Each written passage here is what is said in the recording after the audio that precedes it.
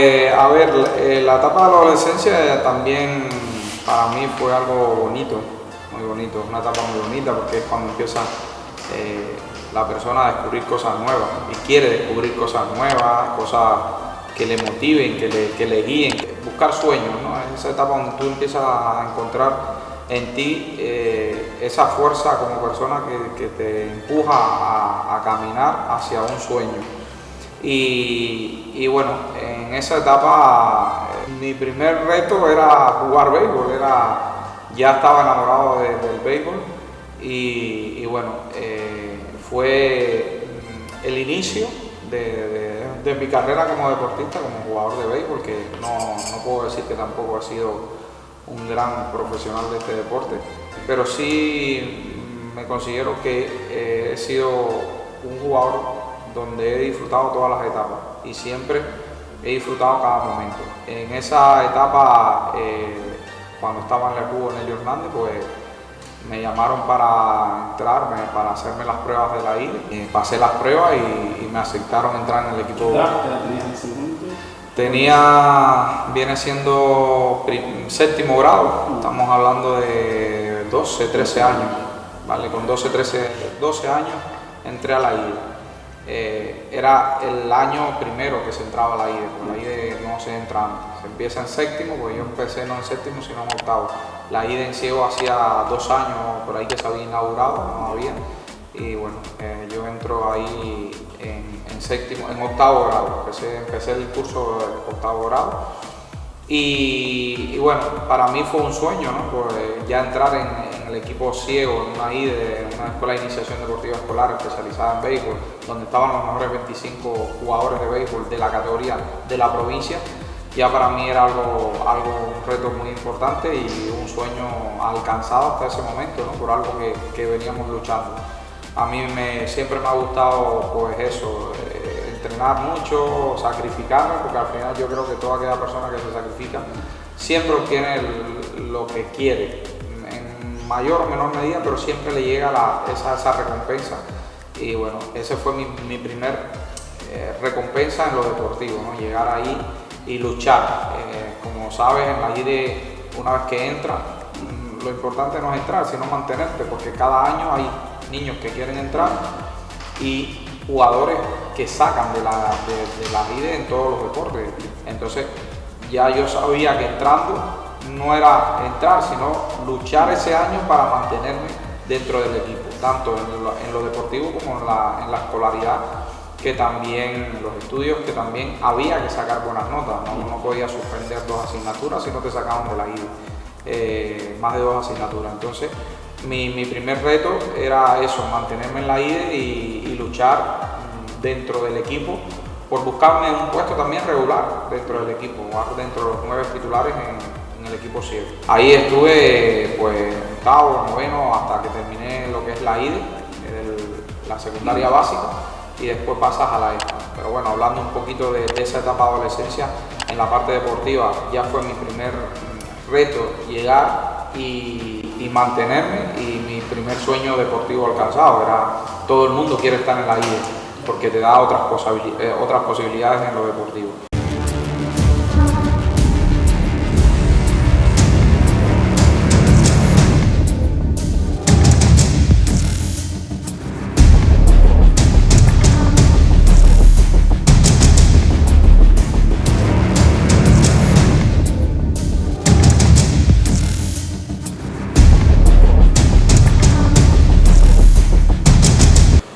Y después, fuera de la parte deportiva, por ejemplo, mi vida siguió siendo la misma, como ya saben la mayoría. Yo vengo, como ya lo dije anteriormente, vengo de familia católica, soy católico, soy creyente, y bueno, dentro de esa etapa también, pues nosotros íbamos a la iglesia todos los domingos.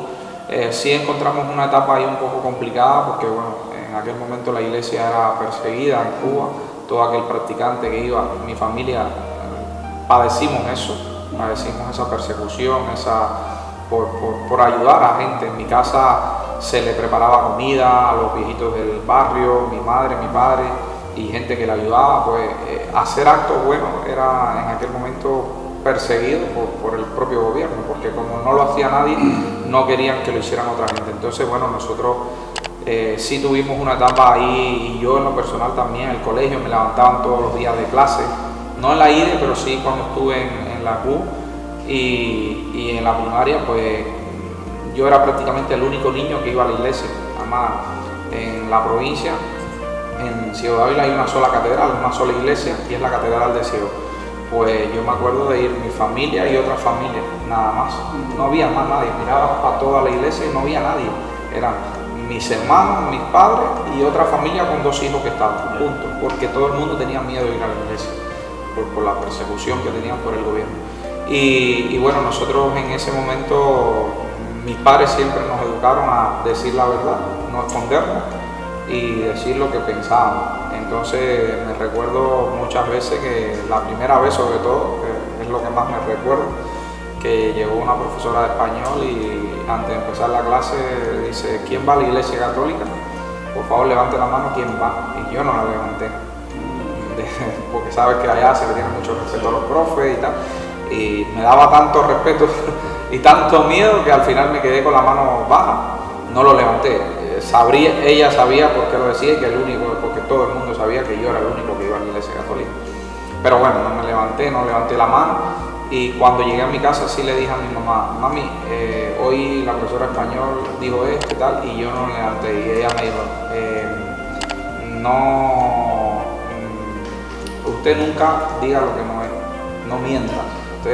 Si la profesora manda, usted diga, levante la mano y usted diga que usted va a la iglesia católica, y a partir de ahí, como tú eres un niño, pues usted le dice a la profesora que cualquier problema que vaya, es decir, cualquier asunto relacionado a eso, que llame a tus padres, y nosotros vamos y tenemos, pues, lo que haya falta, una reunión con ella, pero que no puede decirte eso a ti, sino simplemente tiene que preguntarle a los padres. Entonces, la siguiente día que fui me volvieron a hacer la misma pregunta, me levanté y bueno, me dijeron que por qué iba a la iglesia católica, y yo les decía: bueno, mis padres me han dicho esto, pero bueno, yo voy a la iglesia católica porque mis padres van y porque a mí no me enseñan a robar, no me enseñan a mentir, no me enseñan a decir. Lo que me enseñan ahí son valores, y valores que en la sociedad hacen falta. No se lo dije con esta palabra, pero bueno, más o menos recordando, fue algo así como lo que dije.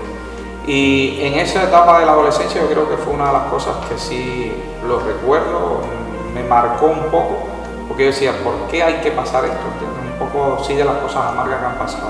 Y pues yo pertenecía también a un grupo de jóvenes de la iglesia católica, que éramos un grupo que nos reuníamos los martes en la iglesia y nos poníamos a ver películas, a compartir, a ver qué podíamos hacer por la sociedad, por el pueblo, cosas buenas, era lo que se hablaba siempre ahí, qué podemos hacer para ayudar.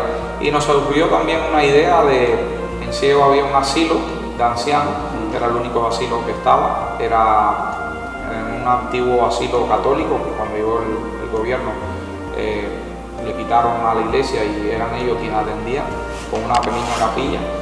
Y bueno, nosotros teníamos conocimiento porque teníamos algunas personas que los abuelitos estaban allí, o gente que por alguna X motivo sabía cómo era la situación dentro del asilo, y las personas mayores que estaban ahí estaban prácticamente mal atendidas, sin alimentación. Entonces nos surgió pues la idea de ese grupo de adolescentes que nos reuníamos los martes a hablar con el obispo y decir que si la idea que teníamos era ir al asilo una vez en semana, los sábados, que cuando no teníamos clases por las mañanas, y ayudar a limpiar el asilo, a bañar a las personas mayores, a los viejillos que estaban ahí, si podíamos pintar también la instalación, pues aprovechar el tiempo. Éramos unos 20, 22 jóvenes que estábamos, adolescentes, y bueno, lo hablamos con el obispo nos dio el visto bueno y nos quiso ayudar la iglesia cubana tenía un convenio con Cáritas Diocesana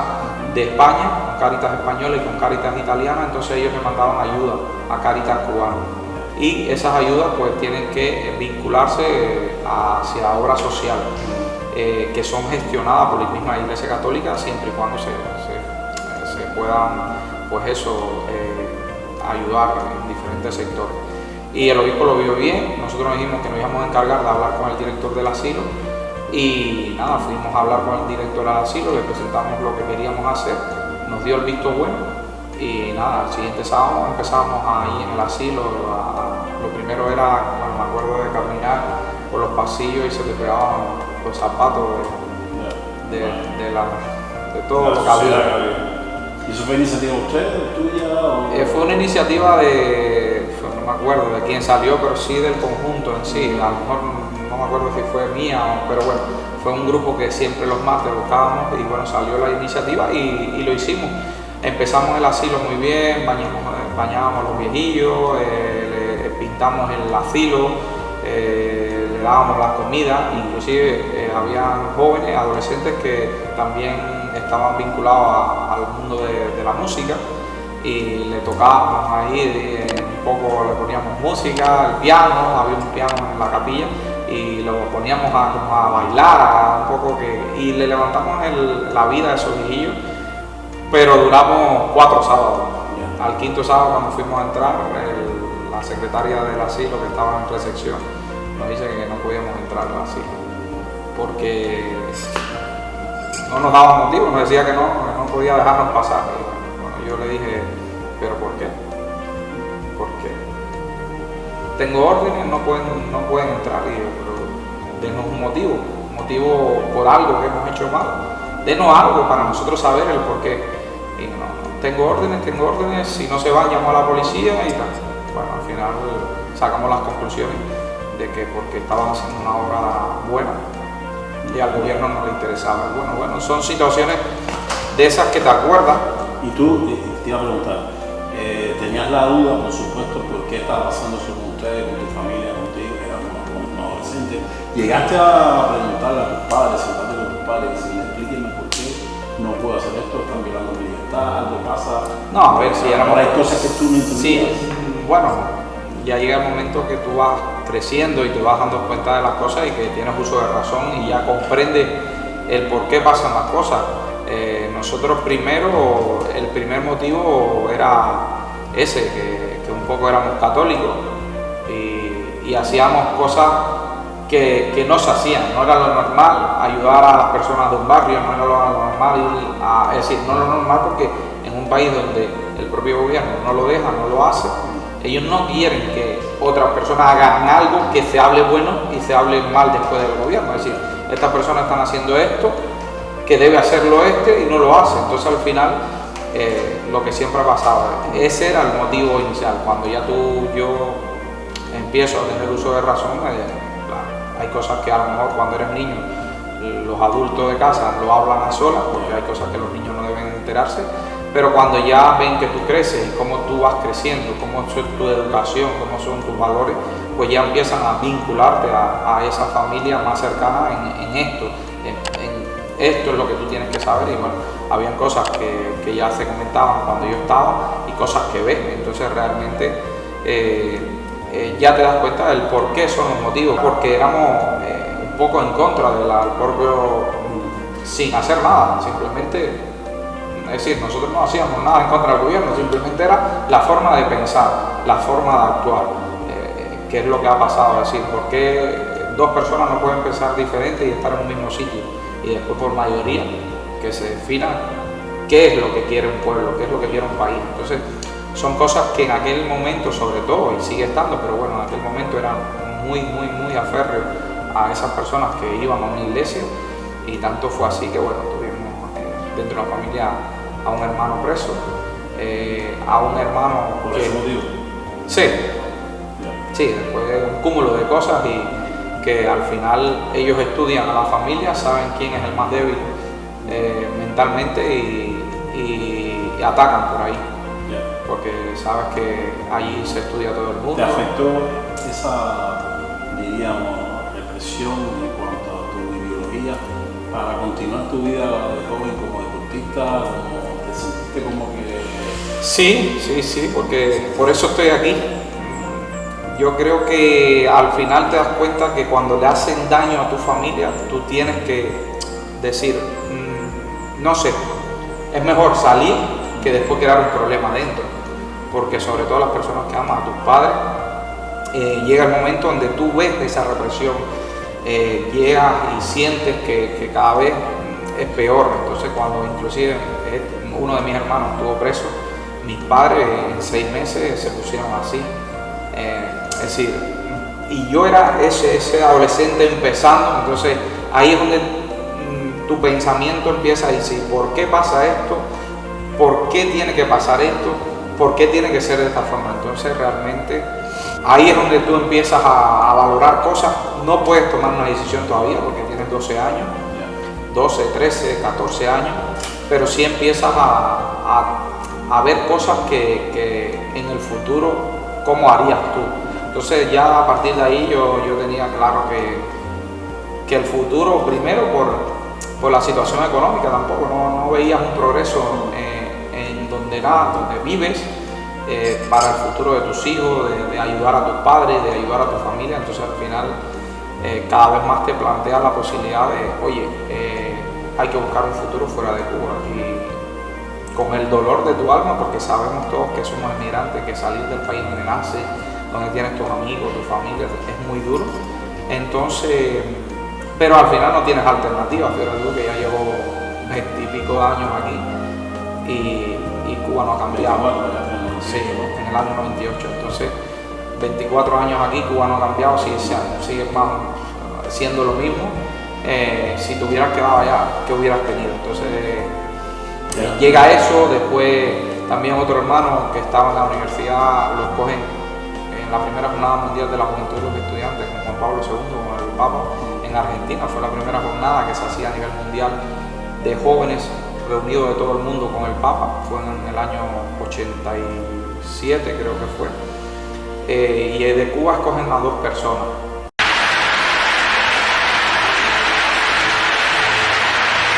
Cristo no está pidiendo que no permanezcamos indiferentes ante la injusticia, que nos comprometamos responsablemente en la construcción de una sociedad más cristiana, una sociedad mejor.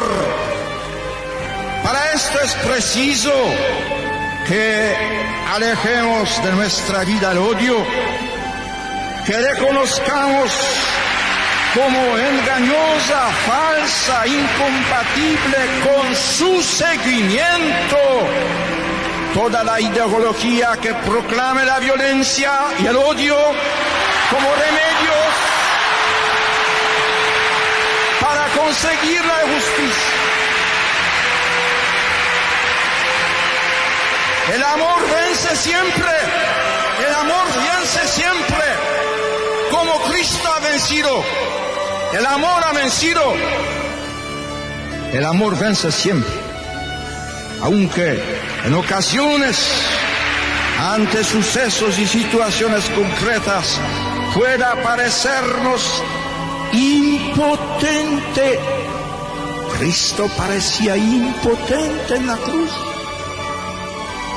Dios siempre puede más.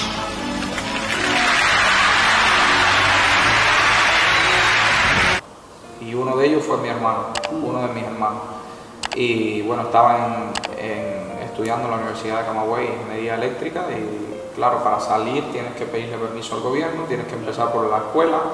Y bueno, cuando se le pide que salga al rector, el rector le dice que no va a ir a ningún lado, que no va a ir a ver ningún papa, ni va a salir de Cuba. Y bueno, eso al final salió, pero bueno, mis padres siempre han, por encima de todo, puesto lo que creemos, los valores. Y eso en Cuba ha sido el problema número 1 para que esta represión, que no ha sido, no la podemos tampoco llamar la peor represión, porque sabemos que en Cuba hay mucha represión con mucha gente y la han pasado gente que hasta muerto en cárcel, pero sí la ha pasado muy duro. Y bueno, pero somos considerados también que fueron muchos motivos hasta que los 18 años, 18 para 19, cuando salí de Cuba.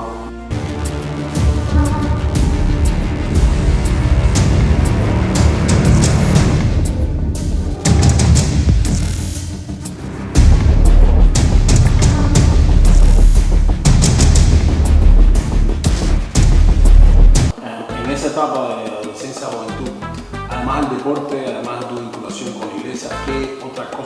gustaban? ¿Qué ocio?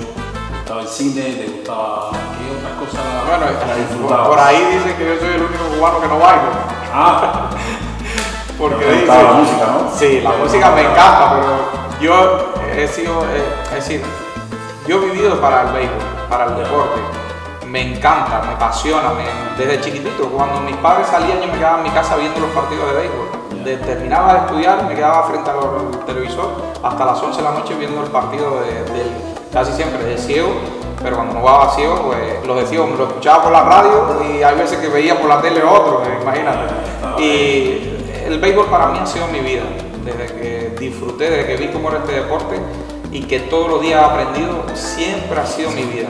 El deporte yo creo que es lo que más me ha hecho disfrutar y crecer como persona, porque he aprendido valores que te enseñan la disciplina, el esfuerzo, el sacrificio, el reconocimiento, es decir, todo me lo ha dado el deporte, primero mi familia y después el deporte.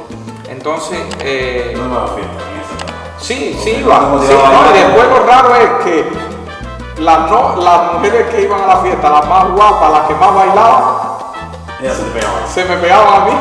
Y los amigos míos me decían, pero ¿cómo es? Si yo salgo a bailar, soy un bailarín y después te haces novio de la chica más guapa, la que tal.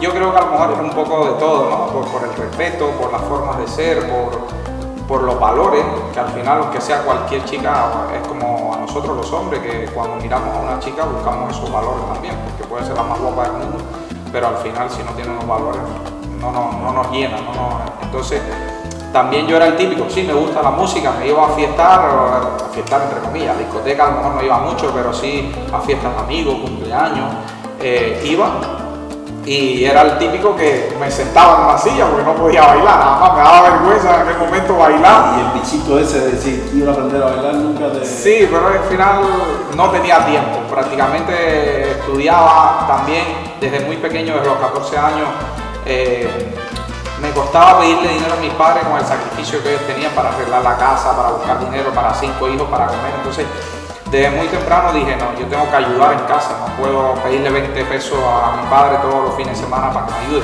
yo quiero también ayudar. Entonces se me encendió un día el bichillo del negocio y pues mi hermano tenía un puerco, como dicen allá, un cochino, ahí casi que no lo atendía y le dije, mira, déjamelo, yo le doy comida, lo atiendo y cuando crezca, pues a la mitad. Y por ahí empecé, me dijo, vale, y ahí empecé con un cochino, lo puse muy grande y cuando ya lo íbamos a vender dije, no, yo ahora te voy a pagar la mitad de ese cochino, que era una puerca, y me quedo con ella. Y entonces me quedé con la puerca, la examinamos, parió 9 puercos y a partir de ahí fui creciendo con aquello de los puercos y tal, de los cochinos, y era una vía económica de ayudar y de sostenerme yo mismo. Sí, y sobre todo yo con 14, 15 años ya empecé a preparar los grupos a varaderos. Es decir, yo era aquí con 14 años quien los organizaba y gente adulta.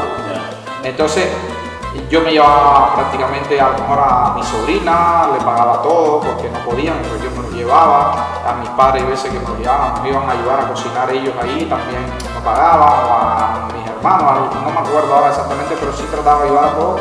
Y yo a muchos niños, a muchos adolescentes, jóvenes y tal, pues que no tenían, yo los organizaba un año antes. Siempre empezábamos a organizar ese viaje, pues sabes que es muy complicado ahí conseguir las cosas. Pues yo le hacía todo, yo le decía una lista y le decía, mira, para ir a Varadero hace falta esto, en agosto, ya en septiembre del año anterior nosotros preparamos.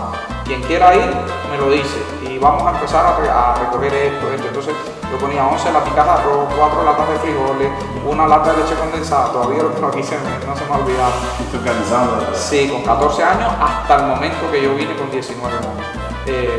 Yo cogí un poco el relevo de mis padres y entonces íbamos un mes allí. Cuando llegaba allí, pues nosotros hacíamos excursiones, yo era español, porque yo era ciudadano español, yo con mi pasaporte alquilaba una moto que costaba $24 el día, y entonces para que ellos conocieran Varadero, cada una hora cambiábamos la moto, y entonces cada uno pagaba $1, y podía tener una hora para recorrer y coger aquellas motos, en aquel momento era novedad, que no había.